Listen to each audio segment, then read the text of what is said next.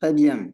Donc, comme promis, aujourd'hui, on a dit qu'on va voir donc une partie principale du travail de l'auditeur, une partie en fait qui est générale. Donc, on va voir donc l'aspect général, la méthode, comment concevoir des cartographies de risque, des procédures. C'est pas des cartographies de risque générales pour une entreprise, mais en fait des cartographies de risque de procédures.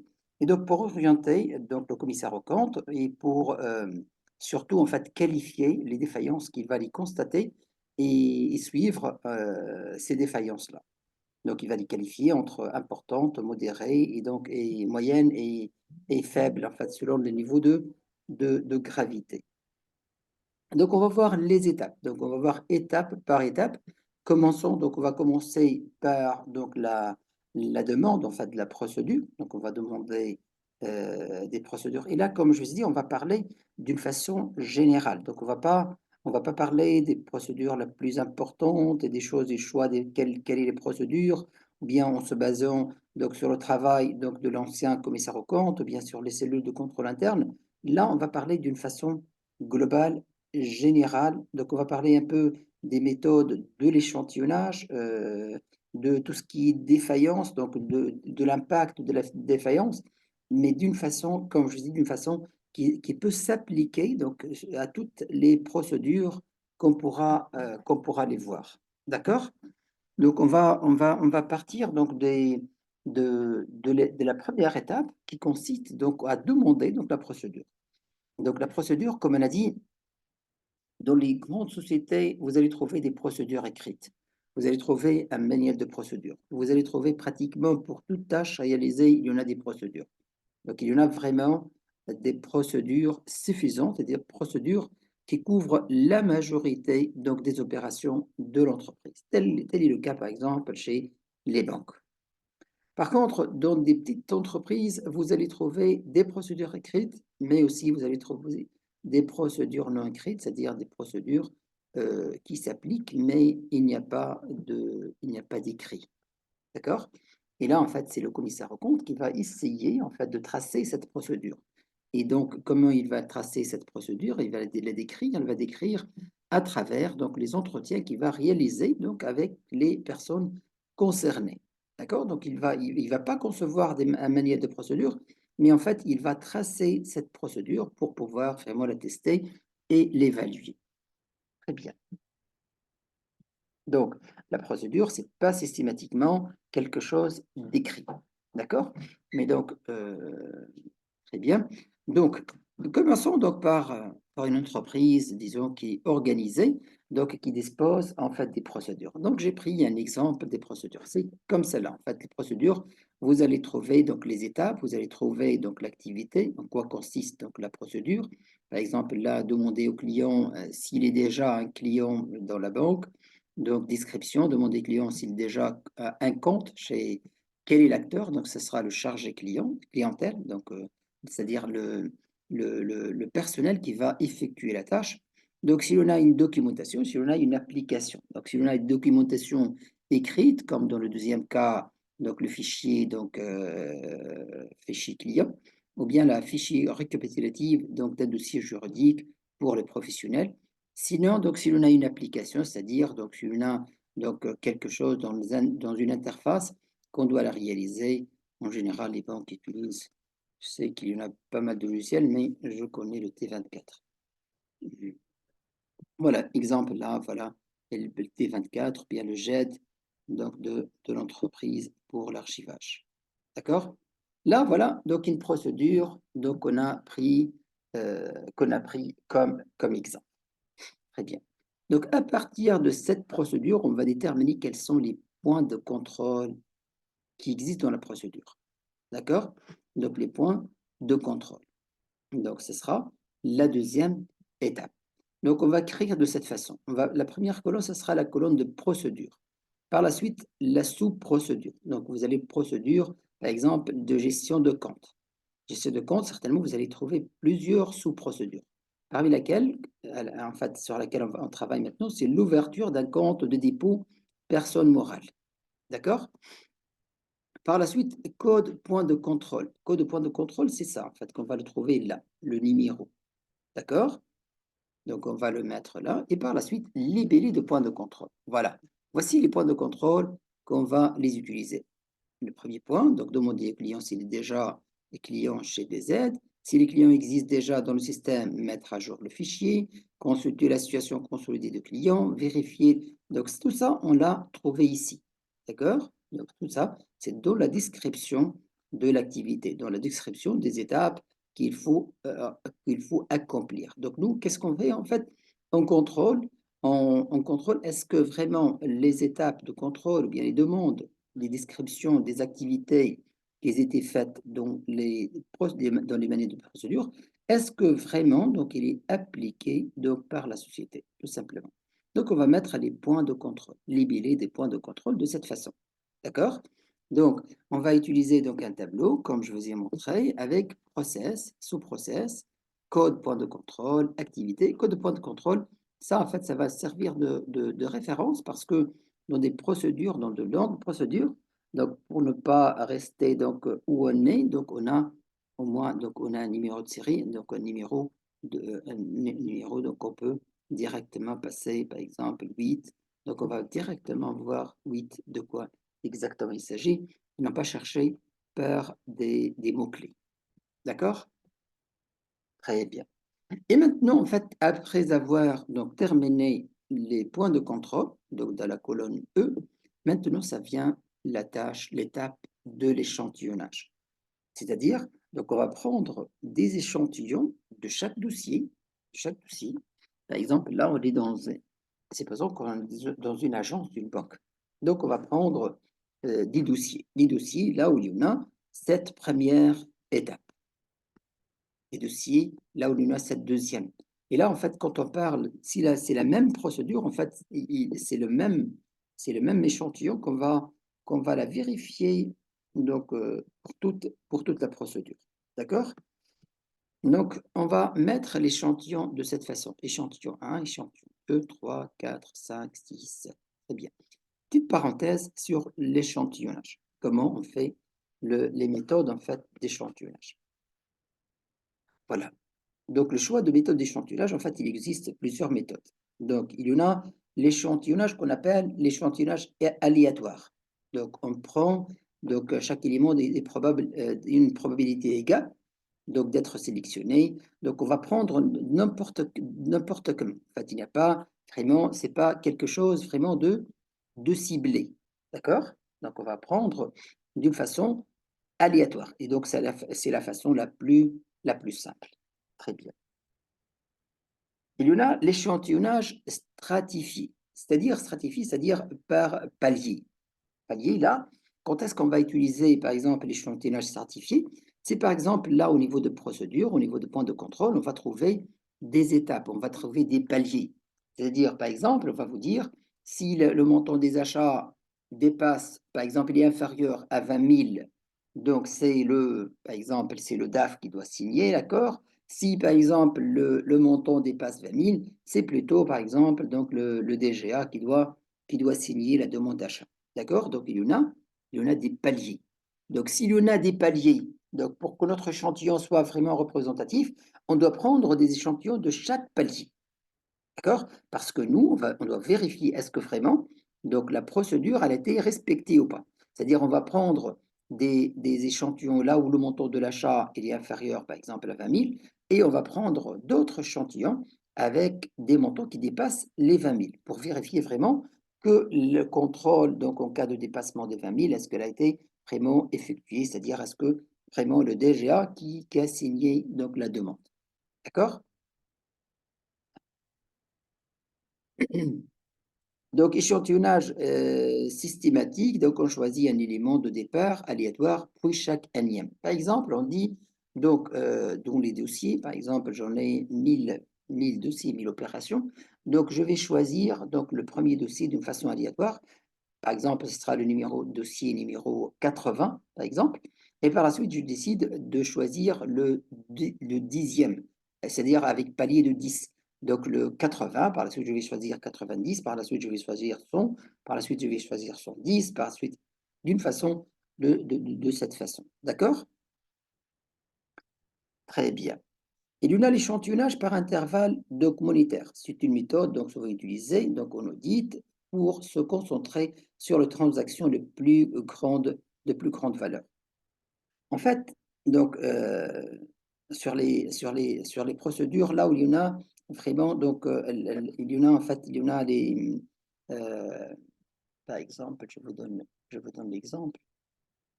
Je vous donne l'exemple. Par exemple, en contrôlant la procédure des achats.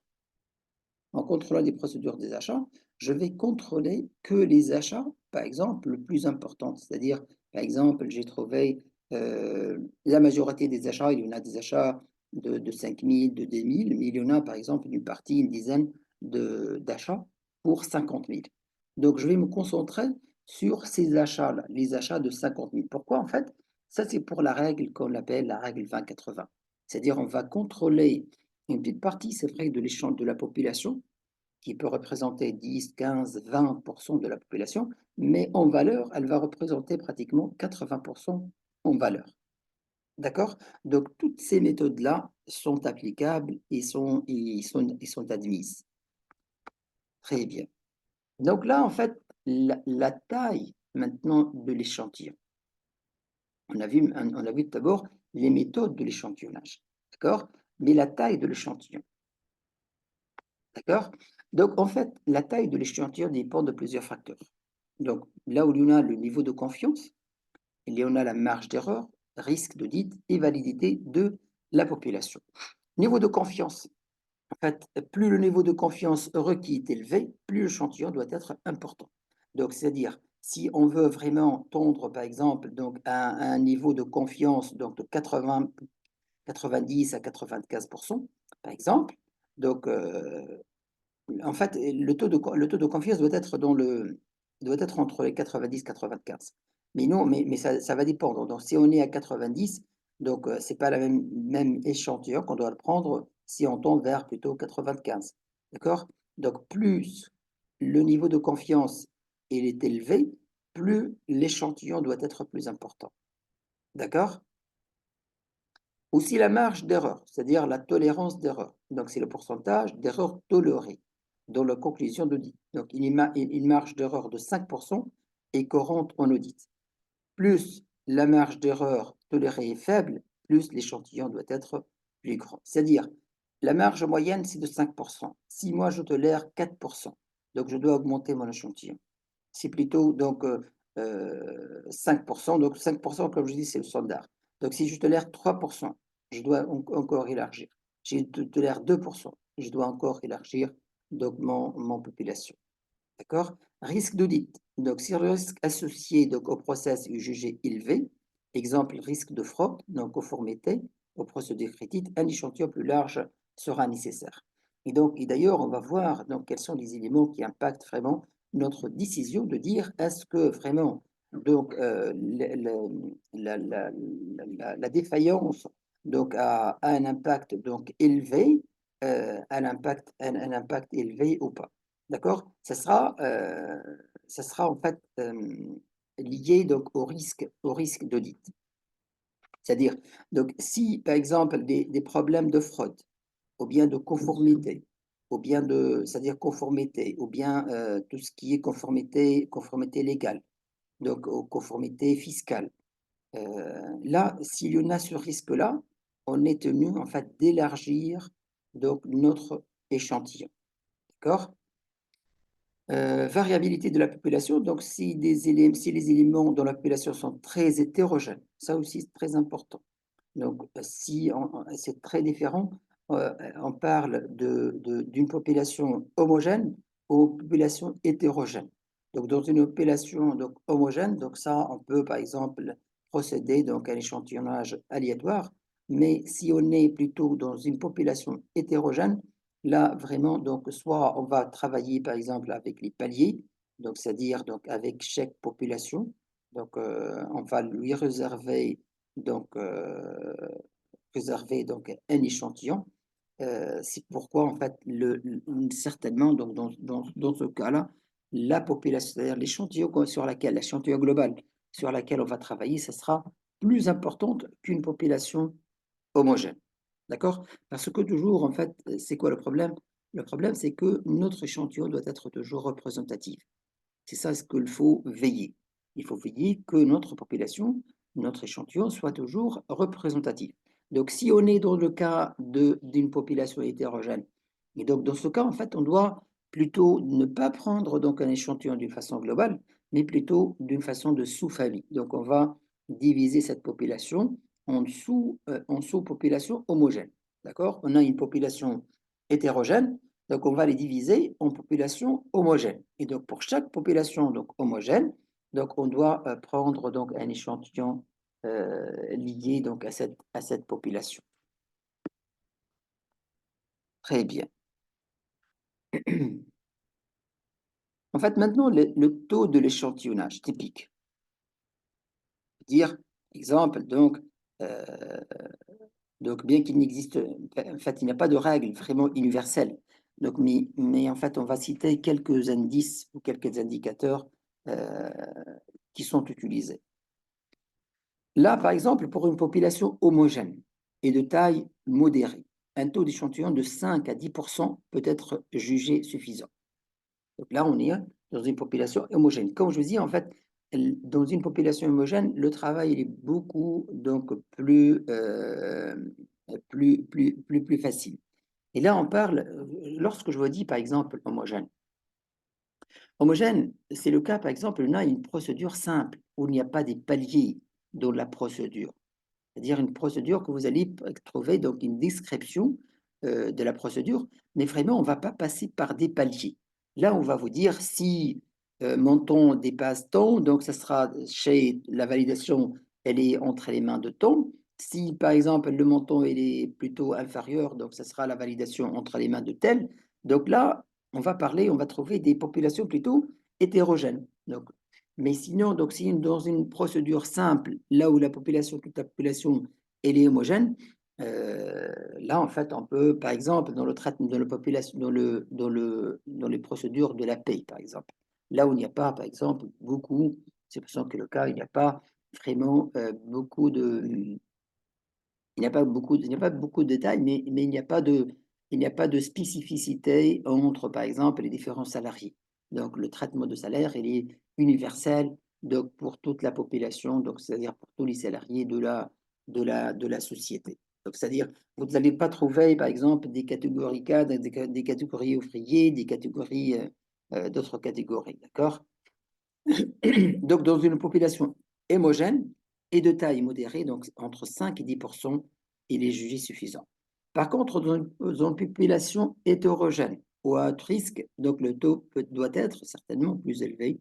Donc, il est entre 15 à 30% de la population totale. Donc, chaque fois où le niveau de risque donc, augmente, donc certainement, donc on va augmenter l'échantillonnage. Et en fait, pourquoi en fait l'échantillonnage il est augmenté là? Parce que, comme je vous ai dit, la population hétérogène, on doit la répartir, donc on la diviser par des populations homogènes. Et chacune des populations homogènes, on va prendre un échantillon.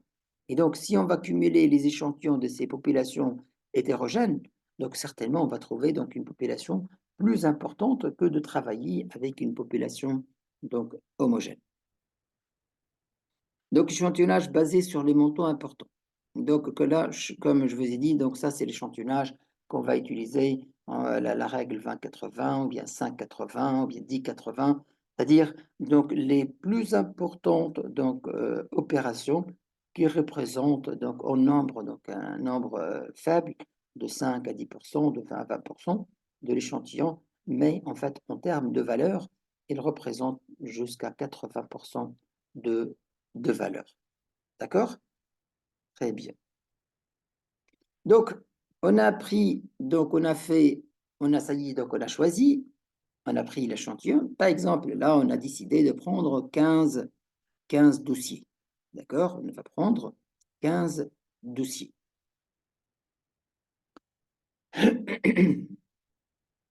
Là, on va passer à la cotation. C'est-à-dire cotation.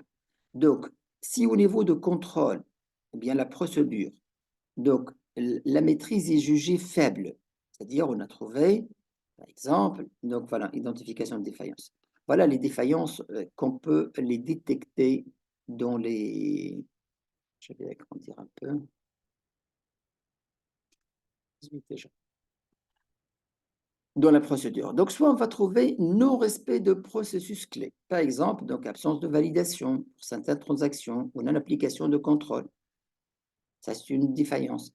Donc, manque de documentation, procédure mal documentée ou inexistante. Incohérence dans l'application. Exemple, certaines procédures sont appliquées de manière irrégulière ou sont mal comprises donc, par le personnel. Donc, soit, c'est-à-dire une procédure qu'on va trouver, des fois il est appliqué, des fois il n'est pas appliqué, ou bien donc il est vraiment, donc le personnel lui-même, il va vous dire que vraiment, donc on ne maîtrise pas, on ne comprend pas cette procédure, ou bien on va trouver l'absence de supervision, donc absence de contrôle interne, manque de supervision de processus. D'accord? Donc c'est ça, sur ces défaillances qu'on va dire, est-ce que vraiment donc la maîtrise elle est jugée faible ou moyenne ou forte. Donc si la maîtrise est jugée forte, c'est-à-dire donc on va trouver toutes les étapes sont bien contrôlées, d'accord? Et donc sont bien appliquées et contrôlées. On va trouver jugée moyenne, c'est-à-dire on va trouver des fois donc elle est appliquée et des fois elle n'est pas appliquée. Par contre, si on va juger faible, quand on va trouver vraiment donc la procédure ou le contrôle, il n'est pas appliqué. D'accord. Donc, on est arrivé là. Maintenant, en fait, on va donner des cotations. Donc, à chaque dossier, à chaque ligne, à chaque étape de process, à chaque point de contrôle, on va donner une cotation. Voilà. J'ai pris un exemple, en fait, j'ai mis un exemple. Voilà.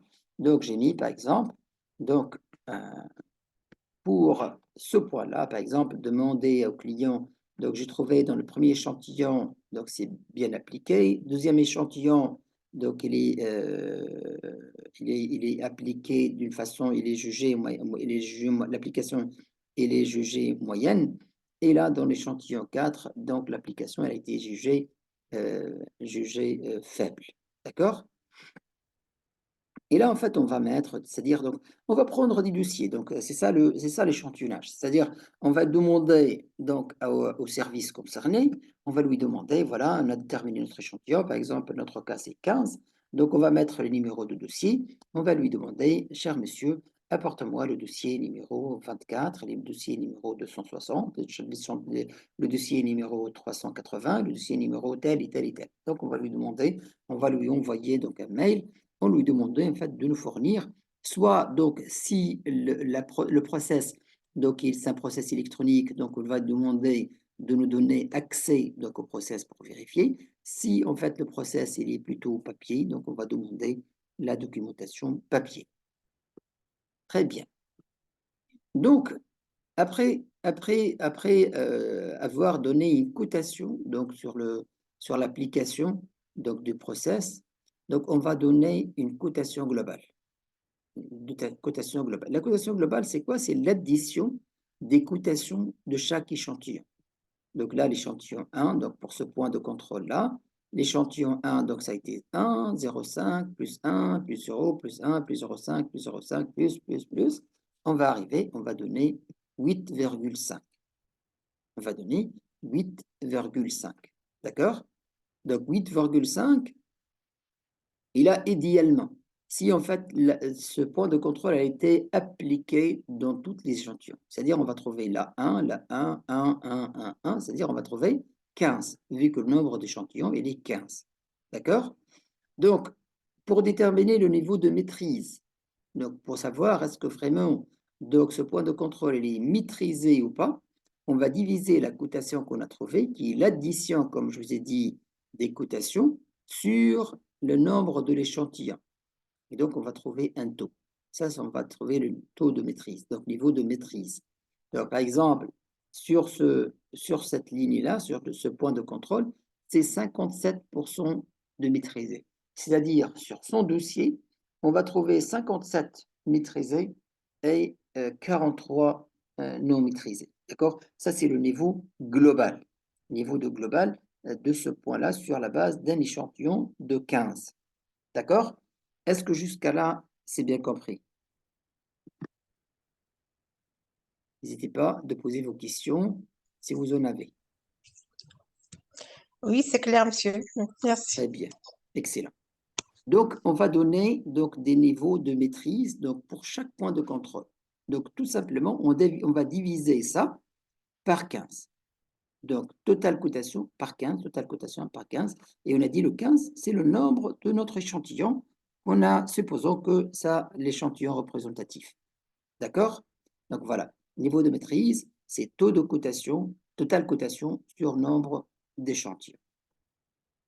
Vous voyez là, en fait, au niveau niveau de maîtrise, c'est très varié. En fait, 57, 73, 30, 73, 40, 43, 80, 23, 67, 47.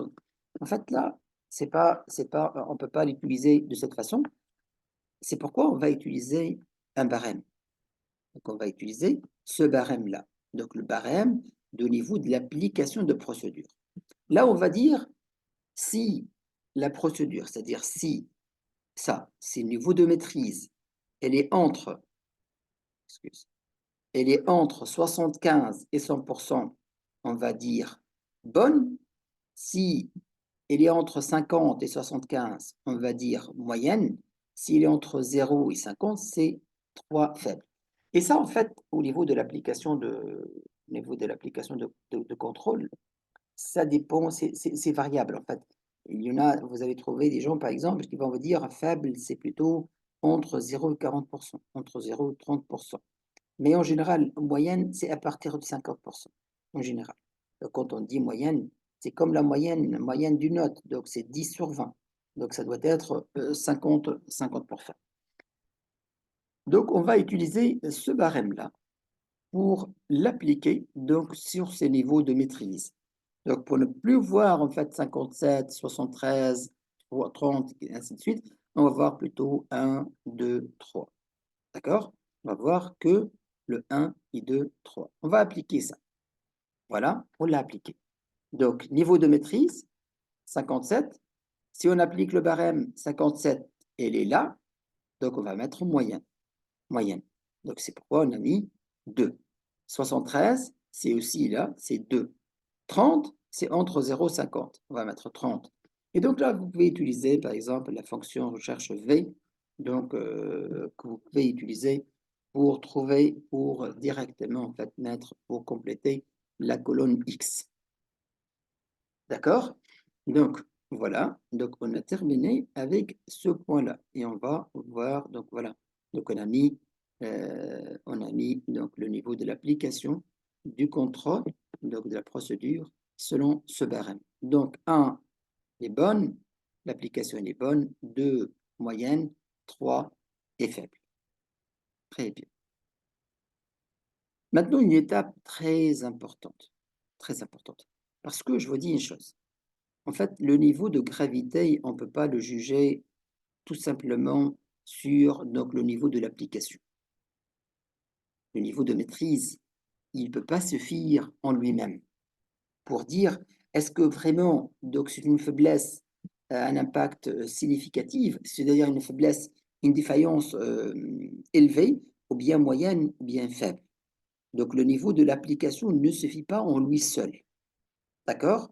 On ne peut pas dire donc tout ce qui est faible, donc c'est grave. Non, peut-être que, en fait, par exemple, c'est cette procédure-là où il y en a, elle est considérée faible, par exemple celle-là, elle n'a pas d'impact significatif sur l'entreprise.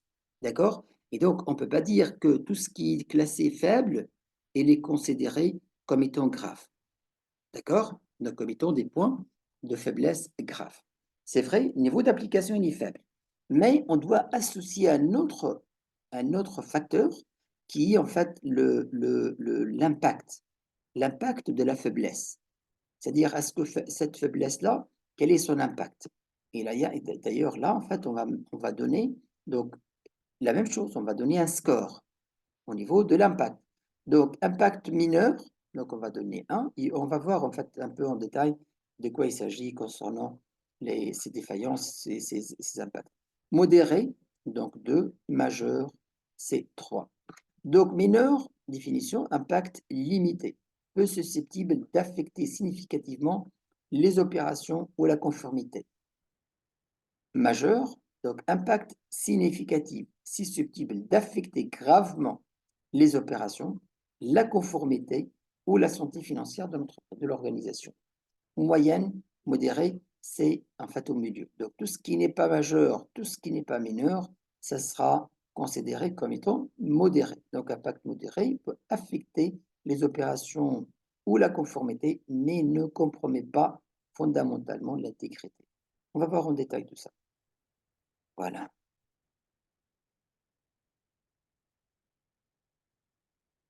très bien. Donc on va voir là en fait l'évaluation de l'impact. Quand est-ce qu'on va dire impact il est significatif, impact il est modéré et impact il est donc limité. Parce que c'est très important. Parce que nous, en fait, là, qu'est-ce qu'on a besoin? On a besoin de ce score-là. Donc, on va mettre au niveau, après avoir appliqué le score de niveau de l'application, on va appliquer le score de l'impact. D'accord? On va appliquer le score de l'impact de ce contrôle-là. L'impact, c'est-à-dire l'impact de la non-application de ce contrôle. D'accord? Très bien. Voilà, donc pour évaluer l'impact, il est nécessaire d'examiner les conséquences de la défaillance sur les process de l'entreprise et la gestion des risques. Voici des critères à prendre en compte. Défaillance significative. Quand est-ce qu'on dit une défaillance significative? Donc, ces défaillances dans les procédures sont celles qui pourraient avoir des conséquences graves sur l'intégrité des états financiers ou sur la gestion de l'entreprise. Elles relèvent euh, elle révèle donc un manque critique de contrôle. Exemple, absence de validation systématique des paiements par un séparé hiérarchique, ce qui expose l'entreprise à un risque élevé de fraude ou de paiement non autorisé. C'est le cas, par exemple, le process d'achat, comme je vous ai dit, on a des paliers. Là, par exemple, quand on passe palier de 20 000, c'est plutôt le contrôle de gestion. Et on va trouver, par exemple, des cas où il y a eu des achats qui dépassent les 20 000, mais sans de l'aval ou bien sans l'autorisation de contrôle de gestion. De conséquence, un risque de perte financière donc, et de non-respect de loi fiscale, sociale, pouvant affecter donc les décisions des parties prenantes et nécessitant donc une action immédiate. Donc là, c'est la définition et l'exemple d'une défaillance significative. Et d'ailleurs, en fait, parmi les défaillances significatives par exemple, la majorité, une bonne partie des commissaires aux comptes, elle utilise pour classer une défaillance comme étant significative, c'est tout ce qui est non-respect de loi. Tout ce qui est non-conformité ou bien non-respect de loi, que ce soit fiscal, social, et ainsi de suite, il est considéré d'office comme étant une défaillance significative, c'est-à-dire avec un impact majeur. D'accord? Là, c'est un avis. Mais là, on a donné en général de quoi il s'agit exactement. Défaillance modérée. Donc, ces défaillances donc, affectent certaines parties des procédures, mais n'ont pas un impact systémique sur l'ensemble de l'entreprise. Donc, elles peuvent entraîner des inefficacités, mais sans menace immédiate pour l'intégrité globale des états financiers. Donc, les états financiers, c'est-à-dire, ne peuvent pas être touchés. Et quand est-ce qu'en fait on dit que les états financiers, donc elles sont touchées? Lorsque en fait le changement, bien l'erreur, il peut en fait changer la vie d'un décideur ou bien la vie d'un investisseur. D'accord? Exemple, donc délai irrégulier dans l'exécution de contrôle de rapprochement bancaire. Par exemple, donc il y en a une procédure là où prévoit que les rapprochements bancaires doivent être réalisés donc au plus tard, donc le 5 du mois. Exemple. D'accord? Là, on a détecté que en fait, les rapprochements sont réalisés, par exemple, des fois sont réalisés plutôt le 10 du mois, ou bien le 6, ou bien une chose comme ça mais sans erreur matérielle constatée. En fait, il y en a une irrégularité, mais c'est pas que c'est pas les états de rapprochement, on n'a pas trouvé des erreurs dans l'état de rapprochement. Mais juste, en fait, au niveau de procédure de l'établissement des états de rapprochement, il n'y avait pas un respect des délais. D'accord? Conséquence, mais un potentiel d'augmentation du risque d'erreur, sinon corrigé, mais n'affecte pas directement les états financiers, donc à court terme. Défaillances limitées. Donc, les défaillances limitées sont les écarts mineurs dans les procédures, donc souvent dus à des erreurs humaines ponctuelles, mais sans impact matériel direct. Elles peuvent être corrigées à l'avenir sans conséquences majeures. Exemple, oubli occasionnel à remplir un document de contrôle interne pour une petite transaction. D'accord? Conséquence, faible impact financier, opérationnel, peu de risque pour l'entreprise. Méthode de l'évaluation. En fait, comment on détermine, comment on peut évaluer et dire que cette défaillance, donc, elle est modérée, cette défaillance, elle est significative, ou bien cette défaillance, il est limitée. En fait, il y en a plusieurs méthodes. Donc, on va commencer par l'analyse qualitative des procédures et par la suite l'analyse quantitative et le risque opérationnel et de conformité. Donc, risque qualitatif. Donc, il s'agit d'examiner la nature de la procédure touchée. Par exemple, une défaillance dans une procédure de contrôle de paiement peut être plus grave qu'une défaillance dans la procédure de validation des notes de frais. D'accord? Donc, les questions à poser incluent quel est l'impact de la procédure défaillante? Cette procédure touche-t-elle donc un process critique? Exemple, gestion de trésorerie, approbation des achats. Y a-t-il un risque de fraude ou d'erreur important si la procédure n'est pas respectée? D'accord? Donc, vous devez poser, donc, devant chaque situation, vous devez poser ces trois questions. Quelle est l'importance de la procédure défaillante? Cette procédure touche-t-elle donc un process critique tel que la gestion de trésorerie, l'approbation des achats? Y a-t-il un risque de fraude ou d'erreur importante si la procédure n'est pas respectée? D'accord? Ça, c'est l'analyse qualitative de procédure. La deuxième méthode, c'est l'analyse quantitative. Donc, bien que l'impact défaillance de procédure soit principalement qualitatif, ça c'est le plus important, c'est la qualitative. Des mesures quantitatives peuvent parfois être appliquées. Par exemple, donc on peut trouver, par exemple, la défaillance, donc elle est quantitativement, elle est faible. Quantitativement, elle est faible. C'est-à-dire, quand on dit l'importance ou bien l'évaluation, donc ce risque-là, euh, il est vraiment faible, mais le problème, c'est que la fréquence de cette défaillance est élevée. C'est-à-dire, c'est l'exemple, par exemple, fréquence de la défaillance. Combien de fois la procédure n'a-t-elle pas été respectée? C'est vrai, au niveau quantitatif, l'erreur elle est faible, le risque, c'est pas le risque, en fait,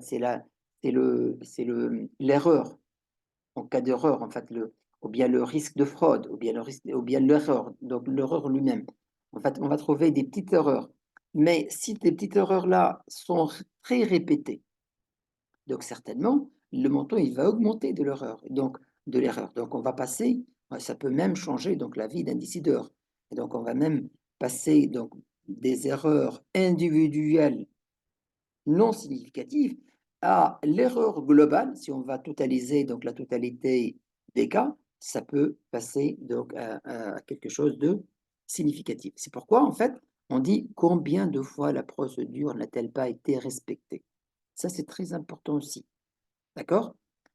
Le montant affecté. Donc, pour une procédure liée à une transaction financière, quel est le montant total des transactions non validées correctement? Donc, le montant affecté. Donc, on doit vérifier. Par exemple, on va dire, au niveau de process d'achat, on a trouvé que le contrôle de gestion, le contrôleur n'a pas approuvé, par exemple, des achats pour un montant de, c'est pas comme dire pour un montant de 5 000, comme dire pour un montant de 500 000. Voyez? Donc le montant donc affecté, il est très important donc de le savoir. Donc on va le déterminer et ça va nous aider à décider. D'accord? Taux d'erreur. Si 10% par exemple des factures ne sont pas validées correctement, quelle est la valeur de ces factures par rapport au montant total? D'accord? Par exemple, on a trouvé 10% des factures ne sont pas validées. On ne doit pas s'arrêter là, on doit totaliser. On va dire ces 10% des factures qui n'étaient pas validées, peut-être des tout petites factures. Peut-être ça peut être pourquoi elles ne sont pas validées? Parce qu'il s'agit des ventes, par exemple, pour des clients passagers. D'accord?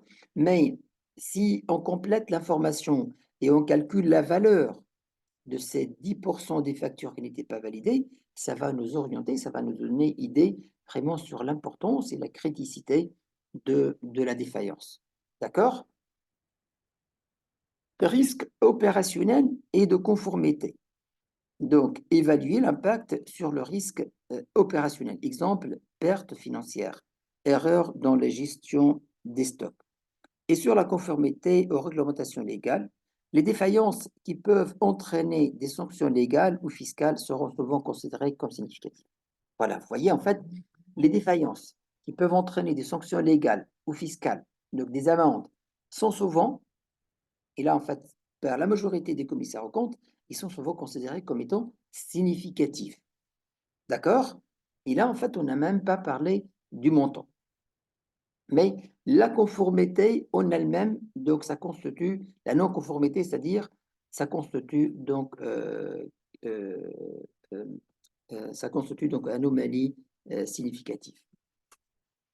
Voilà. En fait, et à la fin, en fait, sans le plan d'action et recommandation, comme on a vu en fait au départ lors de l'introduction, on a dit que le commissaire aux comptes, en fait, il va pas juste détecter des faiblesses, déterminer son niveau de gravité, il va s'arrêter, mais plutôt il va proposer en fait des recommandations. Donc pour ces faiblesses-là, il va pas s'arrêter aussi au niveau de la proposition de recommandation, mais plutôt il va suivre en fait la prise en charge de ces défaillances par le conseil d'administration. D'accord? Très bien. Là, je vous ai mis en fait exemple des cas des défaillances en fait mineures, modérées et impact en fait modéré, mineur et majeur. Là, on va appliquer donc le score de l'impact. Voilà en fait le score de l'impact. Voilà, score de l'impact. Voilà. On va appliquer le score de l'impact. Ça y est, on va parcourir donc point par point et devant chaque point, on va mettre donc est-ce que donc l'impact il est mineur, il est modéré, il est majeur. D'accord? Donc on va appliquer les scores. Et comme je vous ai dit, tout ce qui est conformité, si vous trouvez par exemple là une conformité donc à un circulaire de la Banque centrale, une conformité par rapport à une loi donc fiscale, donc automatiquement on va mettre, par exemple, on va mettre 3. Donc qu'est-ce qu'on va mettre? On va remplir la colonne Y. On va mettre le score impact. D'accord?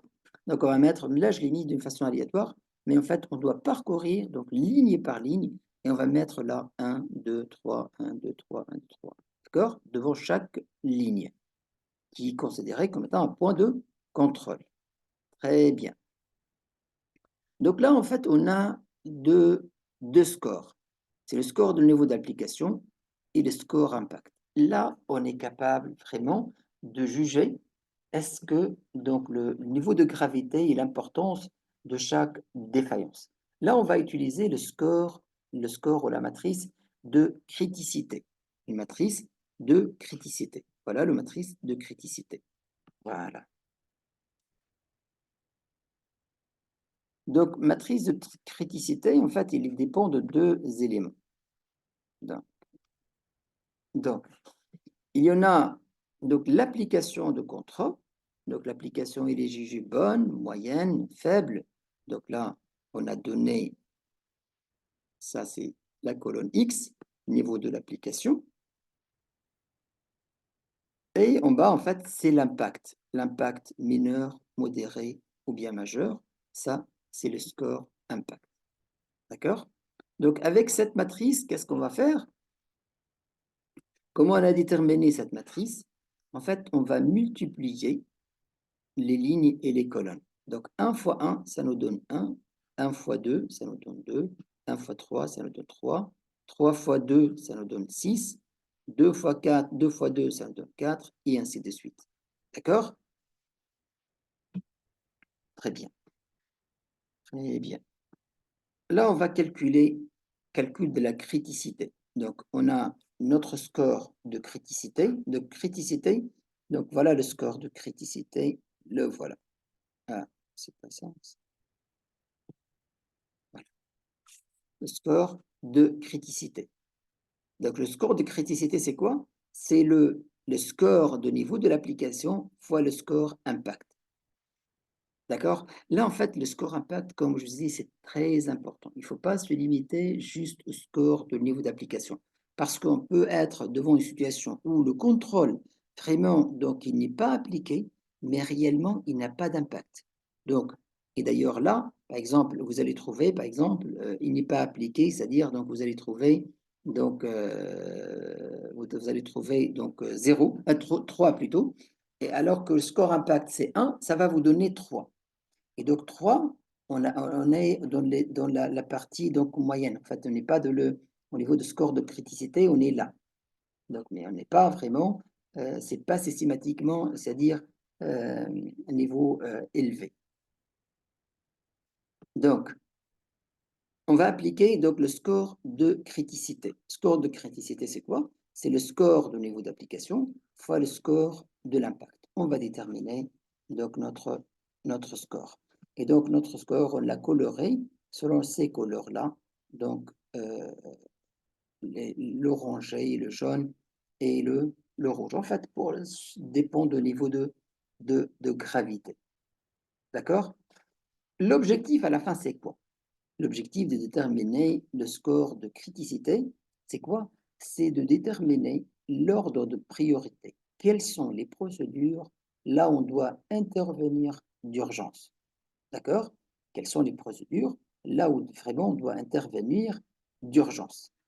Donc, on va mettre un score de priorité, l'ordre de priorité.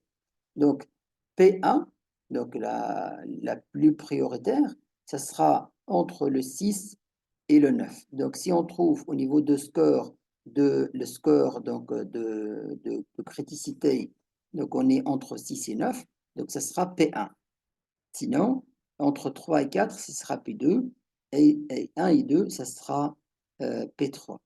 Et donc, à la fin, on va mettre celle-là. Voilà. Donc, l'ordre de priorité. Donc, l'ordre de priorité, comme on l'a déterminé, c'est le barème de score de criticité. C'est celui-là qu'on a utilisé. Donc, si on est entre 6 et 9, c'est P1. Donc, là, on est à combien? Donc, on est à 2. Donc, 2, il est là. En 2, voilà. Il est P3. Donc, entre 1 et 2, c'est P3. D'accord? Là, on est à 6. Donc, 6, c'est là. Donc, c'est le P1. D'accord? Et voilà. Donc, de cette façon, on a classé les défaillances par ordre de priorité. Quels sont les éléments à intervenir de priorité? Donc, quels sont donc les autres, en fait, les moins prioritaires et quelles sont les, les défaillances à faible, en fait, les moins prioritaires. Et voilà, donc de cette façon, on a terminé donc la conception de la cartographie de risque procédure, comme je vous ai dit. Donc, et là, en fait, cette méthode, on peut l'appliquer aux principales procédures, en fait les plus critiques pour l'entreprise. On peut l'appliquer, mais c'est quelque chose vraiment de standard. Donc, on peut l'appliquer à chaque procédure qu'on désire appliquer. D'accord? Et de cette façon, en fait, on a une visibilité. Très important, un point, en fait, vous savez très bien que l'évaluation du système de contrôle interne, il est très lié donc à l'étape suivante, qui est l'étape de contrôle des comptes. Et donc, si on va trouver des défaillances à un niveau élevé dans les contrôles internes, soyez certains qu'il y aura des problèmes au niveau des contrôles des comptes. Ça, c'est sûr, au moins dans la majorité des cas. Si on trouve des problèmes au niveau, par exemple, au niveau de contrôle, au niveau de procédure de l'achat, certainement il y aura des problèmes au niveau de compte achat ou bien de compte fournisseur. Ça, c'est sûr. D'accord? Donc, c'est très lié. Et d'ailleurs, en fait, l'évaluation du système de contrôle interne, il va encore orienter l'auditeur vers les zones de risque. Et là, quand on voit en fait des scores, quand on voit le score de criticité pour des points de contrôle qui est élevé, pour le point de contrôle élevé, Et on a dit, il est élevé, en fait, il tient compte de deux choses, de niveau de l'application et de l'impact. D'accord? Et d'ailleurs, en fait, quand on voit le score de criticité, on voit que, voilà, là où on intervient, en général, on est au moins avec un impact modéré et application moyenne. D'accord? Application moyenne et impact modéré, certainement, donc là où il y en a vraiment l'urgence. Donc, impact, impact modéré et application modérée. Donc, on est là, on est au 4. Impact majeur et application moyenne, donc on est au 6. Et application faible, pratiquement, donc on est entre niveau moyen et élevé. D'accord?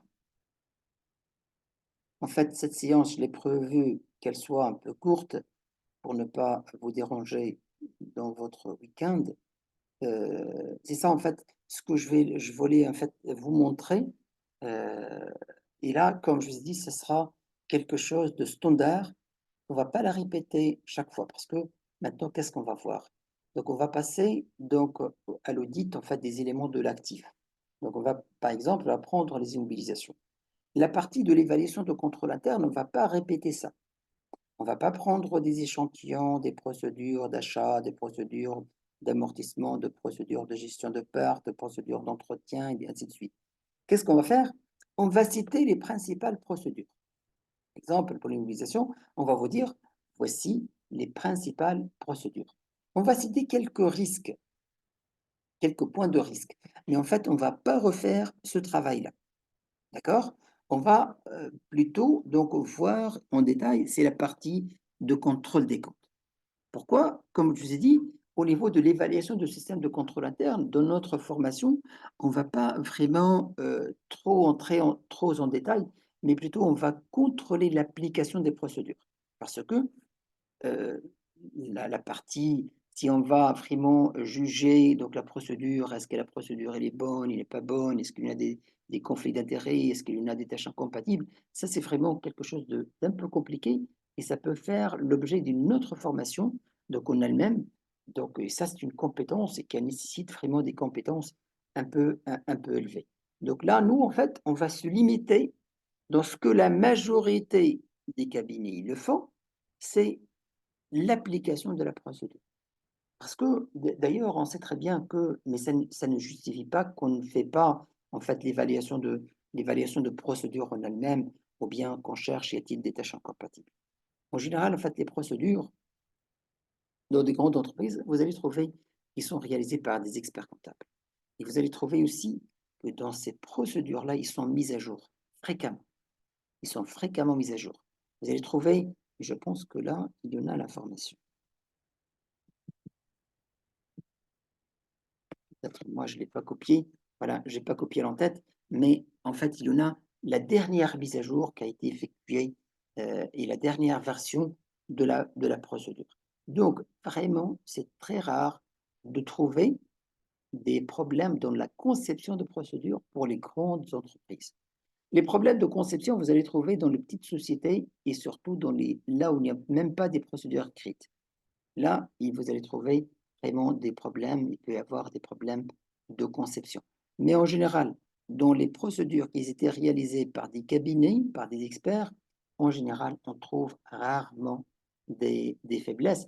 Même si on va trouver des faiblesses, ce sera vraiment des propositions d'amélioration plutôt que des faiblesses d'un niveau élevé. D'accord? Et donc, c'est pourquoi on va se concentrer sur ce que font la majorité des entreprises, des cabinets d'audit, c'est qu'en fait, ils vont travailler sur des échantillons, ils vont essentiellement viser donc l'application de la procédure en elle-même. D'accord? Très bien. Donc, notre prochaine séance sera consacrée à l'audit des immobilisations corporelles. Donc, on va commencer par la partie contrôle interne, évaluation du système de contrôle interne. Mais comme je dis, on va voir juste les principales procédures, quels sont les risques, et ainsi de suite. Et par la suite, on va se concentrer essentiellement sur la partie contrôle des comptes. D'accord? Est-ce que vous avez des questions, cher ami?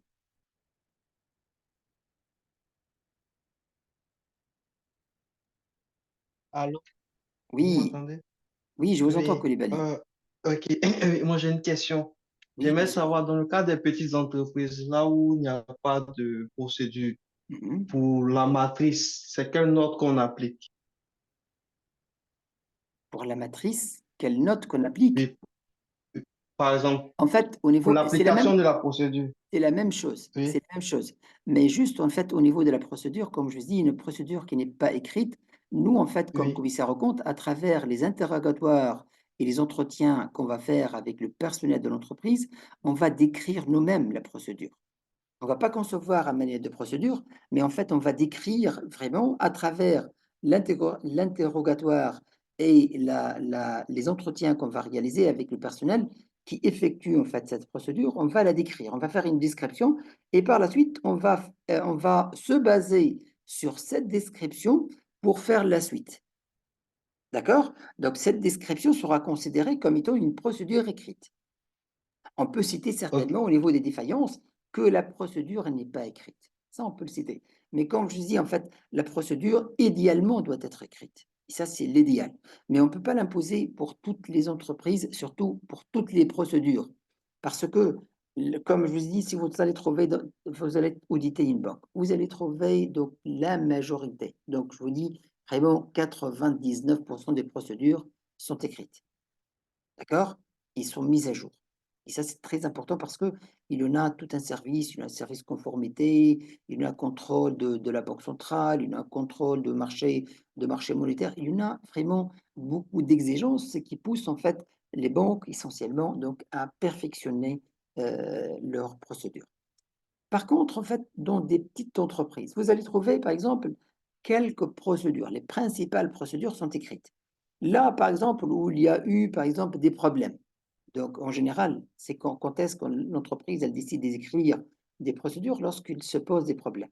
Lorsqu'il se pose des problèmes, et pour résoudre ce problème, en général, l'entreprise, elle va dire, la direction, elle va dire, vraiment, c'est pas possible de laisser les choses comme ça. On doit écrire donc des procédures. Donc, et la procédure, ce seront les principales procédures. Par exemple, procédure achat, procédure tout ce qui concerne donc la gestion de trésorerie, des choses comme ça, en fait, les principales procédures. Mais par contre, les autres, on va se baser sur les interrogatoires et les entretiens qu'on va faire avec le personnel et ça sera considéré comme étant écrit. Comme je vous dis, on peut noter que la procédure elle est obtenue donc suite à l'interrogatoire. Vraiment, il n'y a pas vraiment une procédure écrite. Écrite. D'accord, Koulibaly? Mais sinon, la suite oui, ok, oui, oui, oui, c'est bien sera la clair. même chose. Très bien. Excellent. Y a-t-il d'autres questions? Monsieur, s'il vous plaît, est-ce que vous pouvez le partager avec nous, ce document? Il est très, très intéressant. Mais certainement, certainement, vous allez la voir. Certainement, vous allez la Merci. voir. En fait, toute documentation qu'on va partager, vous l'aurez. Ça, c'est une promesse Merci. de ma part. Et ça, en fait, c'est l'objet de la formation. Donc, l'objet de la formation, c'est de vous donner des outils qui vous permettent, en fait, de gagner du temps et vous permettent de se baser sur ces dossiers-là et les adapter donc à votre environnement de travail. Oui, bien sûr, mais Merci. eh bien, Monsieur, oui, est-ce que c'est possible de partager, avant la séance, de partager le support pour d'accord. qu'on lise, on prenne connaissance avant de faire la Oui, séance? Est-ce que oui, c'est bonne possible? idée, bonne idée, bonne idée. OK. Mm. Ce sera D'accord, monsieur. fait pour les prochaines séances. OK, Monique. Ok, Merci merci, beaucoup. monsieur. Merci. Y a-t-il d'autres solutions, d'autres questions, ou bien des propositions d'amélioration de la formation? Donc, je suis ouvert. Donc, c'est bon? Très bien. Donc, comme je dis, c'est exprès. J'ai pas voulu que ça soit donc une séance de 2 heures. Donc, j'ai prévu que ce soit une séance d'1 heure seulement. Très bien. Donc, on est dans notre budget temps. Très bien. Donc, notre rendez-vous sera donc le vendredi prochain, donc à la même heure, donc 20h30. Demain, vous aurez l'enregistrement et les supports qui étaient présentés. Et de la prochaine séance, Inch'Allah, donc vous aurez les supports d'avance. Merci beaucoup d'être là aujourd'hui. Je vous remercie une autre fois et à la prochaine séance. Au Merci, revoir. monsieur. Merci Bonne à vous, soirée. monsieur. Au Merci. revoir. Merci Au revoir. beaucoup. Au revoir. Merci.